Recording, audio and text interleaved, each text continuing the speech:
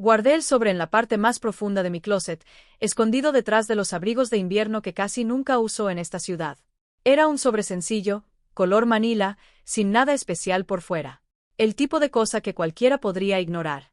Pero dentro estaba todo. Recibos, capturas de pantalla, correos impresos. Una línea de tiempo completa que había armado durante meses con ayuda de Diana, una compañera de trabajo que se convirtió en mi única aliada en silencio. 3 meses de trabajo cuidadoso, paciente, invisible. Mi esposo no tenía idea de que existía ese sobre. Y su abogado, mucho menos. Cuando llegara el momento, ninguno de ellos lo vería venir.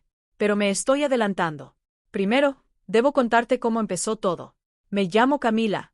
Soy enfermera registrada, o lo era, antes de que mi esposo Sebastián me pidiera que me alejara de mi carrera. No lo dijo como una petición. Lo dijo como una decisión ya tomada. Como si mi vida acabara de cambiar de dirección sin preguntarme. Es mejor así, dijo, para que puedas enfocarte en lo que estamos construyendo. Llevábamos apenas 2 años de casados en ese momento. Yo tenía 31 años. Me repetí muchas veces que era temporal, que era solo una etapa.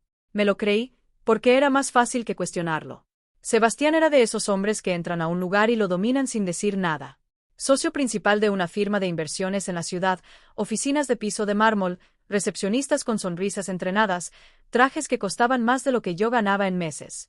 Había estudiado en las mejores universidades, conocía a las personas correctas, y caminaba por el mundo como alguien que nunca había escuchado la palabra no. Cuando lo conocí, pensé que eso era seguridad. Años después entendí que era control. Nos conocimos en un evento benéfico de un hospital. Yo representaba mi unidad. Él estaba ahí porque su empresa era patrocinadora. Al final de la noche me pidió mi número. A la mañana siguiente ya tenía una reserva en un restaurante elegante. Recuerdo haber pensado, este hombre sabe exactamente lo que quiere. Lo que no pensé fue si yo quería lo mismo. Los primeros años se sintieron bien, o al menos eso me dije. Nos mudamos a una casa en un vecindario perfecto, con buenas escuelas, aunque no teníamos hijos. Empecé a vivir dentro de su mundo. Aprendí a presentar sus logros como si fueran míos. Aprendí a sonreír en cenas donde nadie me miraba directamente. Dejé el hospital. Empecé a organizar eventos de su empresa. Y poco a poco, dejé de reconocer mi propia vida. La invitación llegó en un sobre grueso, color crema, con letras doradas. Una gala importante de una fundación. Una de esas noches donde todo parece elegante, pero también silenciosamente calculado. La empresa de Sebastián había comprado una mesa. 10 lugares. Sus socios, sus clientes importantes, sus esposas, y nosotros. Es este sábado, me dijo una noche sin mirarme realmente, mientras revisaba su teléfono. Código de vestimenta formal. Ponte el vestido azul marino. El vestido lo había elegido su madre meses atrás. Era perfecto, correcto, adecuado, y absolutamente ajeno a mí. Le dije que estaba pensando en usar el vestido verde esmeralda, el que había comprado antes de casarme, antes de convertirme en parte de su agenda, antes de aprender a quedarme en silencio. Él levantó la vista, molesto de una forma educada. Camila, estas son personas importantes. No compliques las cosas. Esa noche usé el vestido verde. No fue rebeldía. Fue algo más pequeño. Algo que todavía me pertenecía. Llegamos a la gala a las 7:15. El lugar era un antiguo edificio industrial convertido en espacio de lujo.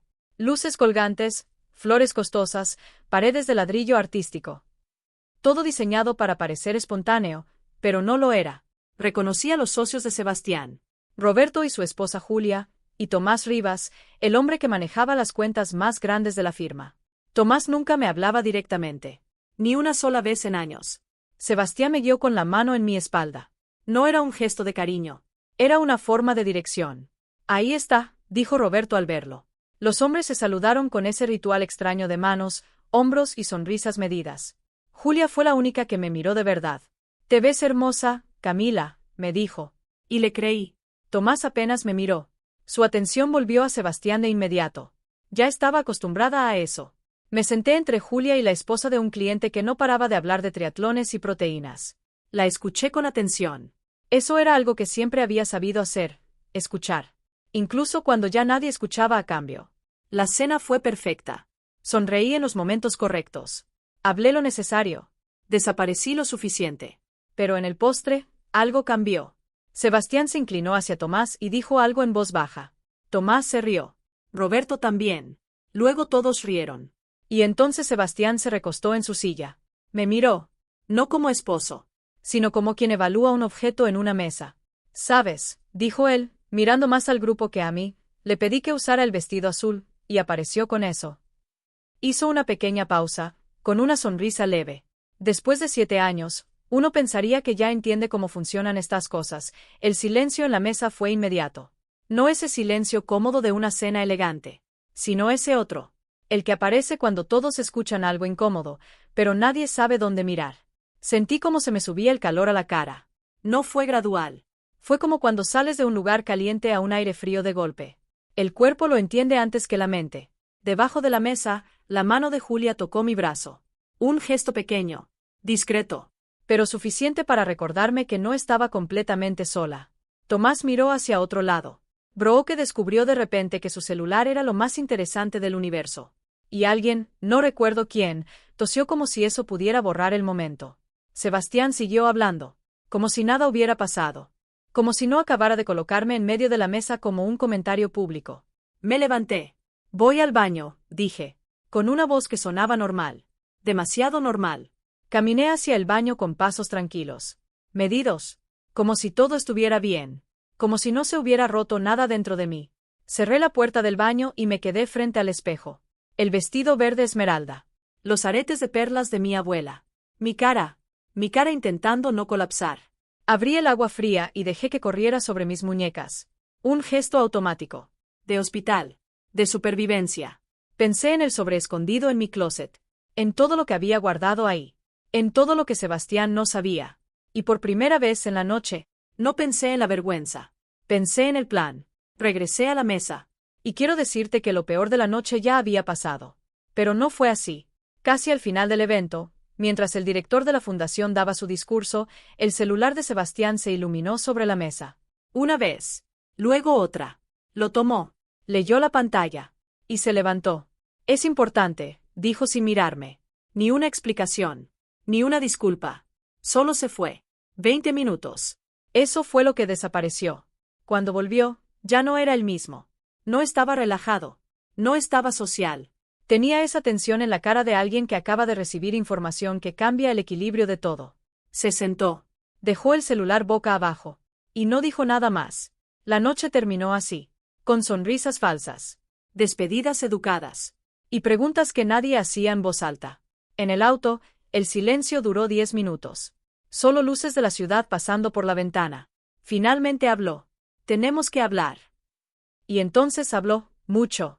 Pero no como un esposo, sino como un veredicto ya decidido. Me dijo que Tomás había hecho comentarios. Que los socios habían notado cosas. Que mi actitud en los eventos no ayudaba. Que mi forma de vestir. Mi forma de estar. Mi forma de ser. Estaba empezando a afectar la imagen de la firma. Cuando estás conmigo, representas la empresa, dijo. No es solo sobre ti. Lo miré en silencio unos segundos. Fui enfermera de cuidados cardíacos por 9 años, le dije. He sostenido vidas mientras otros se rompían. He sido la calma en emergencias reales. Pausa. Y hoy usé un vestido verde. Él no me miró, solo siguió manejando. Ese no es el punto, dijo. Lo sé, respondí. Ese es el problema. No volvió a hablar hasta llegar a casa. Entré a la habitación. Me senté en la orilla de la cama. Todavía con el vestido. Todavía con las perlas. Todavía intentando entender en qué momento mi vida se había convertido en algo tan pequeño. Y pensé en Diana. Diana no era solo una colega. Habíamos trabajado juntas en noches donde la vida de alguien dependía de decisiones tomadas en segundos. Había visto su inteligencia. Su memoria para los detalles. Su manera de notar lo que otros ignoraban. Meses atrás, ella me dijo algo. Cuando empieces a juntar piezas, no ignores lo que te están diciendo. 8 meses antes de esa gala, había encontrado un recibo. En el bolsillo del saco de Sebastián. Un restaurante. 2 personas. Una cena. Un jueves. Un jueves en el que él me había dicho que estaba trabajando tarde con una cuenta importante. Casi lo ignoré. Casi me mentí a mí misma. Casi lo volví a guardar y seguí con mi vida. Pero no lo hice. Y ahí empezó todo en lugar de ignorarlo. Tomé una foto. Se la envié a Diana. Y ella solo respondió 2 palabras. Guárdalo todo. Y eso fue exactamente lo que hice. Guardé el siguiente recibo. Y el siguiente. Y el siguiente. Estados de hotel. Fechas de registro que no incluían mi nombre.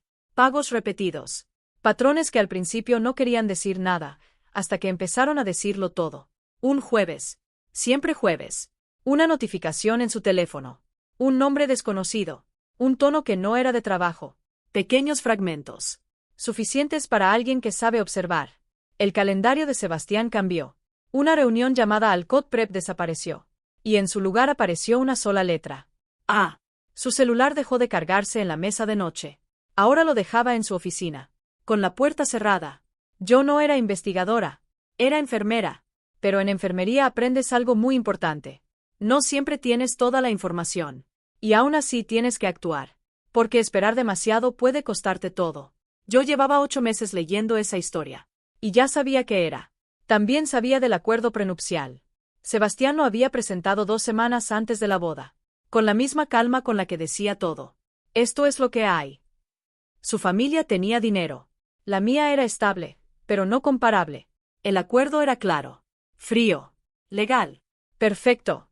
Si nos divorciábamos, yo recibiría una cantidad fija. En papel, era justo. En la vida real, no lo era. Porque significaba perder 7 años de carrera. Mi licencia médica inactiva. Mis contactos desapareciendo poco a poco. Lo firmé porque lo amaba. Porque a los 31 años pensé que el amor era más fuerte que los papeles. Diana me presentó a una abogada. Nadia. Nadia tenía una pequeña oficina en la ciudad. Y una mirada de alguien que ya había visto demasiadas versiones del mismo dolor. La conocí 2 veces. En secreto. La segunda vez le llevé una carpeta. La abrió. La leyó en silencio. Sin emoción. Sin sorpresa. Solo análisis. Depende de cómo se pruebe esto, dijo sin levantar la vista. El acuerdo prenupcial podría no sostenerse. Me explicó las cláusulas. Las condiciones. Los puntos débiles. Luego me pidió algo importante. No cambies nada en tu vida diaria. Sigues siendo exactamente quien eres. Y eso hice.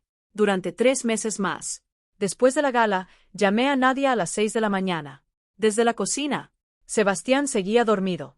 Creo que es momento, dije. Hubo un silencio. ¿Te falta algo?, preguntó ella. No, respondí. Lo tengo todo. Pero no era del todo cierto. Lo que tenía era más de lo que creía. Estados de cuenta. Fotos. Registros de hotel. Un patrón claro. Jueves, jueves, jueves. El hotel estaba a 15 minutos de su oficina. Su correo estaba ligado al programa de puntos del lugar. El investigador de Nadia confirmó todo. Sin que yo hiciera preguntas. 2 transferencias bancarias. Pequeñas para no levantar sospechas. Pero suficientes para conectar todo. Una empresa fantasma. Una LLC. Y 2 nombres. Sebastián. Y una mujer. Adriana Solís.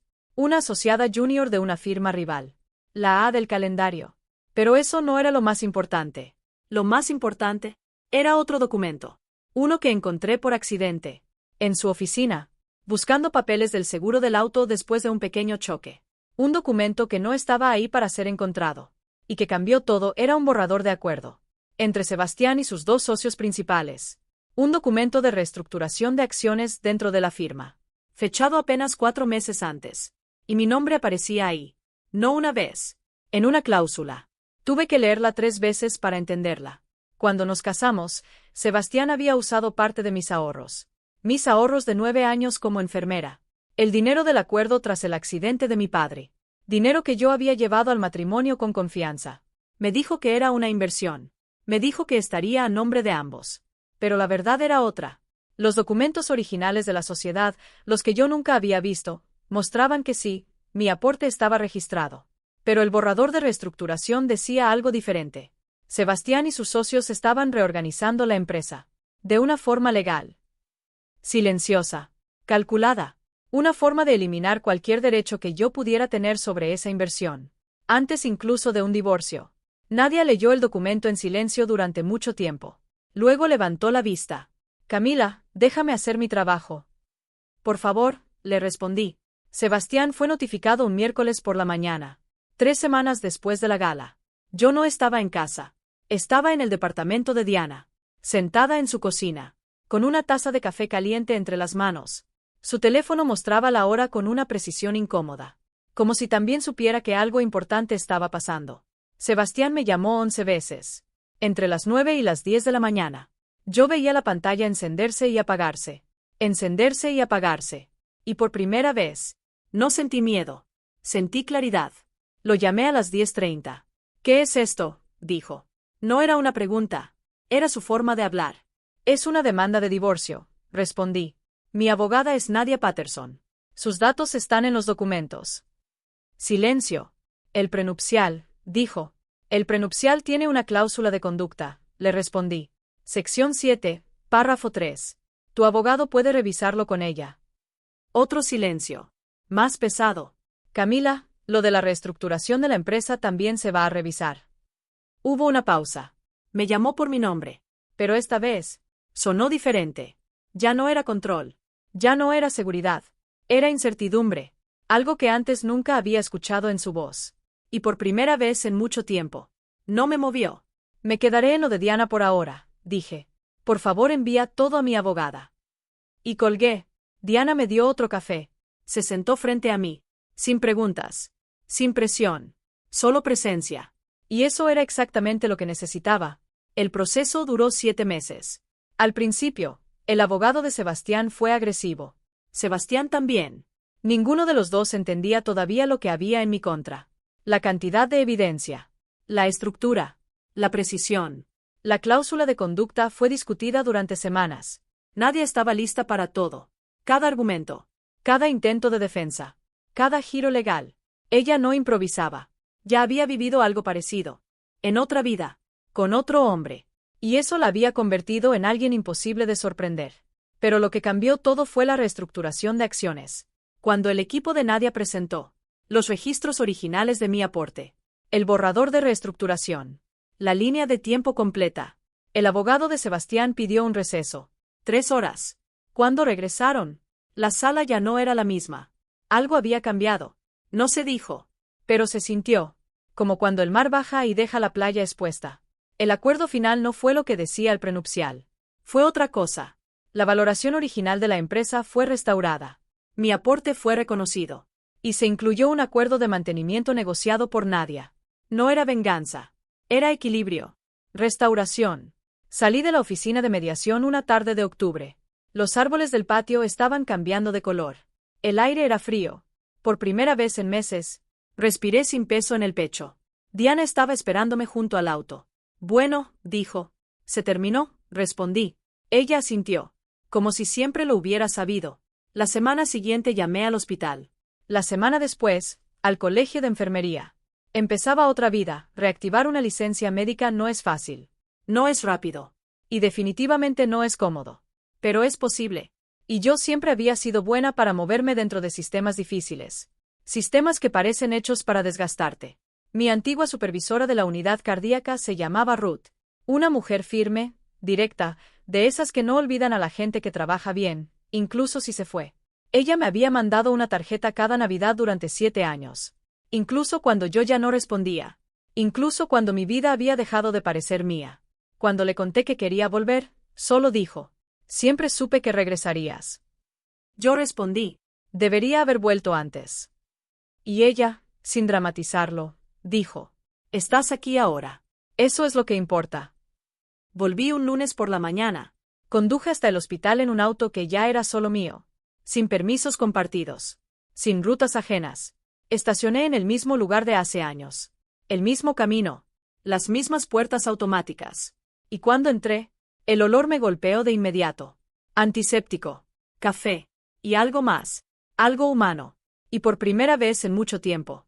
Sentí algo en el pecho que no había sentido en años. Pertenencia. Sabía exactamente dónde estaba.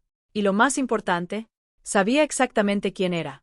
Mi casillero estaba a 4 lugares del de Diana. Ella había puesto una pequeña planta en mi repisa. Una suculenta. De esas que sobreviven con poco. La puse aquí cuando me contaste lo del recibo, me dijo. Sabía que ibas a volver. Y la verdad era simple. Ella había creído en mí incluso antes de que yo misma lo hiciera. Estoy contando esto ahora. No para que me tengan lástima. No para que vean esto como algo único. Porque no lo es. He leído suficientes historias para saberlo. Cambian los nombres. Las ciudades. Las formas. Pero el centro siempre es el mismo. Alguien te hace sentir menos de lo que eres. Y tú empiezas a dudar de ti mismo durante años. Pero no era cierto.